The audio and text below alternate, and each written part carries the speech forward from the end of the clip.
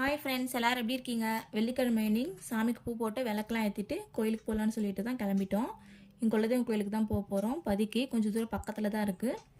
இதுதான் எங்கள் பதி. இங்கே சாமி கும்பிட்டுட்டு அதுக்கப்புறம் பக்கத்தில் இருக்க அம்மன் கோயிலுக்கும் போயிட்டு வந்தோம். கோவிலுக்கெலாம் போயிட்டு வந்துட்டு நைட்டு டின்னருக்கு தான் ரெடி பண்ணணும். நான் பாத்தெல்லாம் விளக்கி வச்சுருந்தேன். சரி, அதெல்லாம் எடுத்து வச்சுட்டு கிச்சன் க்ளீன் பண்ணிட்டு அதுக்கப்புறம் லன்ச் செய்யலான்னு சொல்லிட்டு தான் எல்லாத்தையும் எடுத்து வச்சுட்ருக்கேன். கிச்சன் க்ளீனாக இருந்தால் தான் நம்ம அதுக்கப்புறம் செய்யறதுக்கு நமக்கு கொஞ்சம் நல்லா பீஸ்ஃபுல்லாக இருக்கும். இன்றைக்கி வந்து சட்னி, பொட்டுக்கடலை சட்னி தான் அரைக்க போகிறேன். சட்னி அரைச்சிட்டு சப்பாத்தி, தோசை செய்ய போகிறேன்.